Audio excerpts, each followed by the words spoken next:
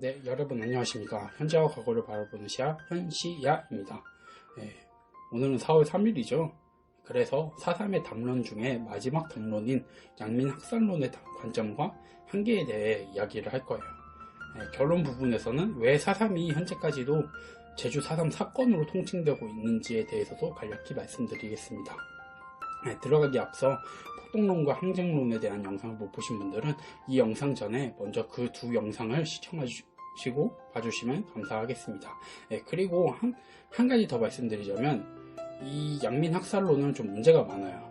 네, 그 점에 대해서 여기서 충분히 녹여서 말씀드리려고 하는데 조금 그 비판의 강도가 강할 수 있다는 점 양해 부탁드리겠습니다.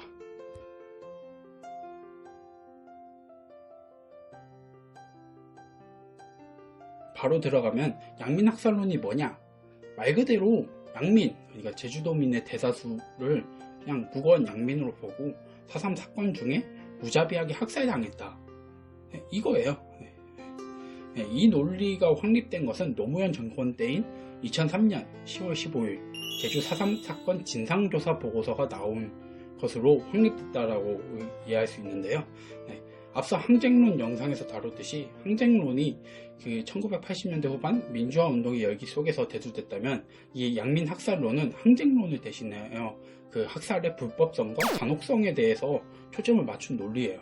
따라서 4.3 당시 학살당한 이들에게 초점을 맞춰서 4.3을 규명하려고 했던 담론입니다. 네. 이는 그 1980년대 후반 제주도민들의 그 보편적인 인식이기도 했어요. 네. 그 기억 자체가 이 증언을 할 때 그 냉전 체제의 공적 인식, 그러니까 좌우 논리가 되게 강하게 남아 있었고 주로 빨갱이로 물려 억울하게 학살당했다라는 증언들이 이때 되게 많이 쏟아져 나왔어요. 이에 따라 양민 학살론이 크게 대두될 수 있었습니다. 그런데 앞서 말씀드렸듯이 이 양민 학살론에는 명확한 한계가 있어요. 네, 여기서는 다음 보여드리는 이 두 편의 논문의 내용을 인용해서 좀 상세하게 설명해 드리도록 하겠습니다.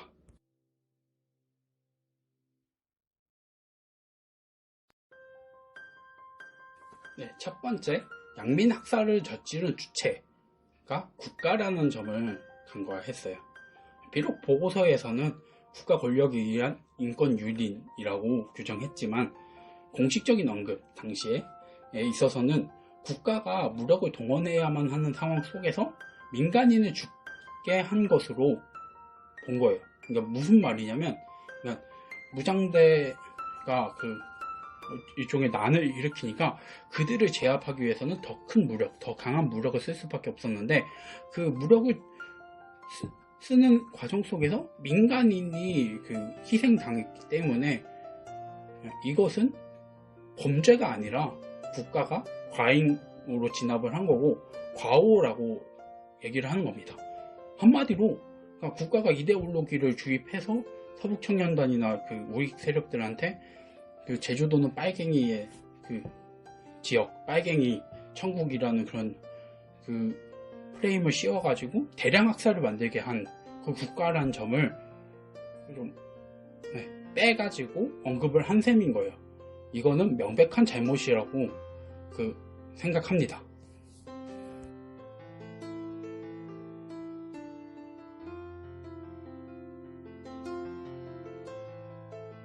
두 번째, 역사적 사실의 한 부분을 의도적으로 배제하고 있어요. 그 부분은 무장대 투쟁이나 무장대 중에 그 희생당한 사람들에 대한 내용들이나 혹은 4.3 당시 주도 세력인 남로당으로 대표되는 그 좌익 세력과 이 4.3 그 희생자들의 연관관계를 철저히 배제했다는 것인데요. 양민 학살론에서는 그 좌익으로 매도돼서 억울하게 죽었다. 공산폭도가 아니라 양민이었다. 라는 말로 이야기를 하는데 이는 역으로 보면 만약에 투철한 좌익인 경우는 학살해도 좋다. 라는 것을 용인하는 거예요. 어떤 경우라도 사람을 학살하는 행위, 어떤 집단을 학살하는 행위 이거는 좀 용납받기 어려운 얘기잖아요. 그게 가능하다는 거예요. 역으로 봤을 때 이거는 양민 학살론은 학살에 대한 명분을 오히려 더 제공하는 것처럼 보일 수도 있는 논리예요. 이는 그 1990년대까지만 해도 희생자의 범위를 토벌대 소속의 희생자 무장대와 무장대에 의해 희생된 민간인만을 대상으로 하던 것을 토벌대가 희생시킨 민간인도 포함시키는데도 일조를 했습니다. 하지만 그 무장대 소속 희생자들에 대해서는 아주 애매한 태도를 취하면서 그들은 철저히 묵인하고 있는 거죠. 즉 무장대 중에 학살당한 자들은 철저히 배제돼서 그들의 학살은 당연하다라는 듯한 논리를 만들어낸 게 이 양민학살론의 논리입니다.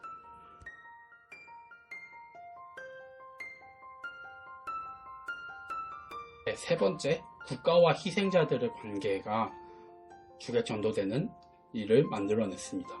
무슨 말이냐면 4.3 사건에 대해 용서하고 화해, 그러니까 그 가해자들한테 용서하고 화해하려고 했던 주체가 원래는 4.3 희생자 유족들이었는데요. 양민학살론에서 말하는 이 윤리성은 그 주체들을 마치 정치 이데올로기에는 전혀 무시한 존재들로 대상화함으로써 희생자들을 당위적이고 순수한 존재라고 강조를 했어요. 그 결과 양민학살론의 윤리성은 정치성 극복이 아닌 정치성으로부터의 도피와 외면으로 시작되게 만들었고요.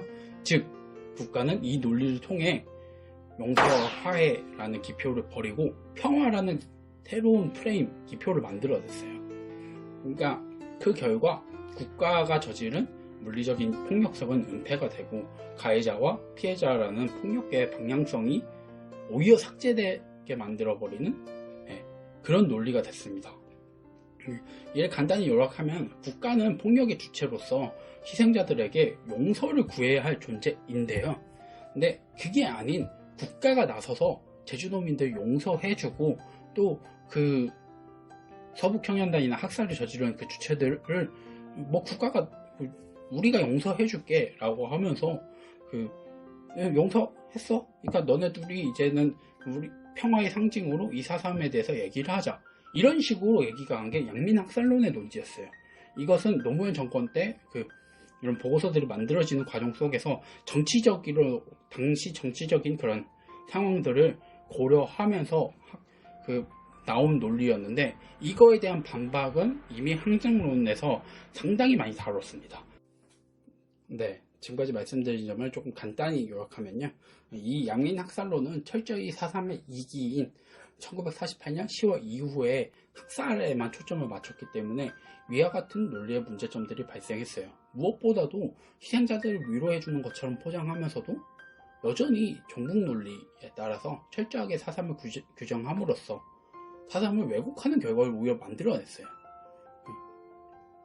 물론 저도 4.3 때 학살을 규명하는 것은 매우 중요하다고 생각합니다. 학살을 절대 배제할 수가 없어요. 실제로 지금도 4.3 연구소와 평화재단 측에서는 4.3 희생자들에 대한 진상조사를 계속해서 진행하고 있어요.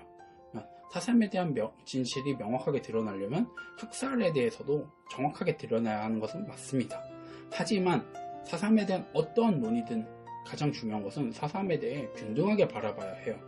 즉 4.3에 대해 어떤 이야기를 하더라도 약 10년 동안 그 긴 시간 동안 있었던 4.3 사건 안에서의 그런 수많은 일들 중에 어느 하나라도 간과해서 얘기를 하면 절대 안 된다는 거예요. 확실한 것은 4.3에서 무장대의 봉기는 남로당, 제주도당이 일으킨 거 맞고요. 그리고 4.3의 학살은 토벌대와 무장대 모두 해당하는 사항이란 점이에요. 또한 4.3은 전 제주도민들이 정치 이데올로기에 무지한 존재들이 아니라 스스로 주체성을 가지고 정치적인 활동을 할 수 있었다는 것을 보여주는, 방증하는 그런 사건으로도 이해할 수 있는 내용입니다.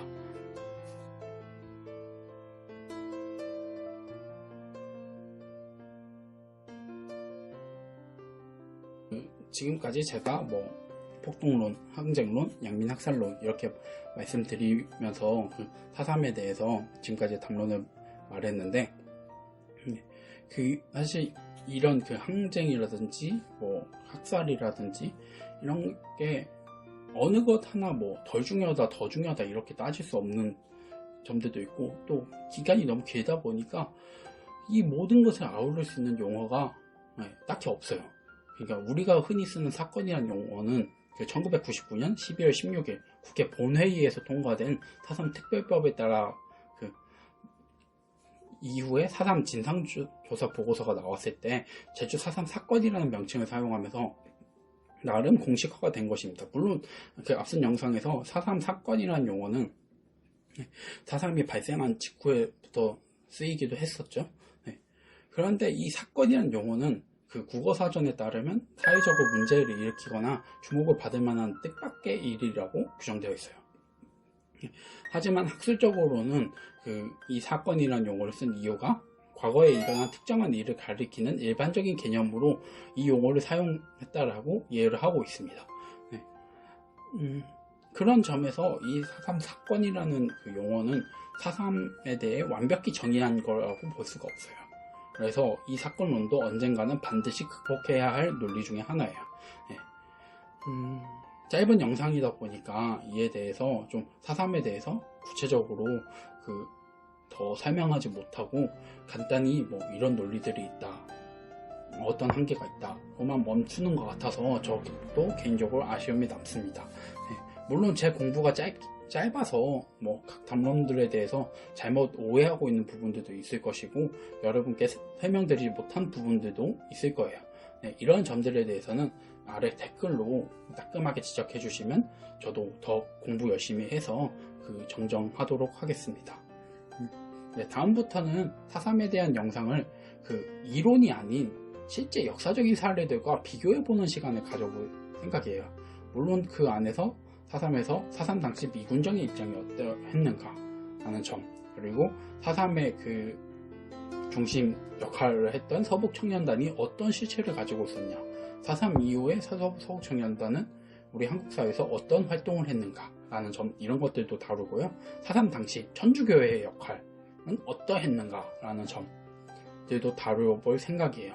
네, 또 제가 계속 말씀드렸던 게 침탈과 저항의 역사라는 관점에서 4.3이 전체 제주도의 역사, 그러니까 고대부터 현재까지 와 어떤 연관성을 가지고 있는지 등에 대해서도 다뤄볼 생각이에요. 이 점에 대해서는 고려 말 모코의 난이 4.3과 어떻게 비슷한지 점에 대해서 다뤄볼 생각입니다. 네, 이번 영상은 여기까지입니다. 현재와 과거를 바라보는 시야, 현시야였습니다.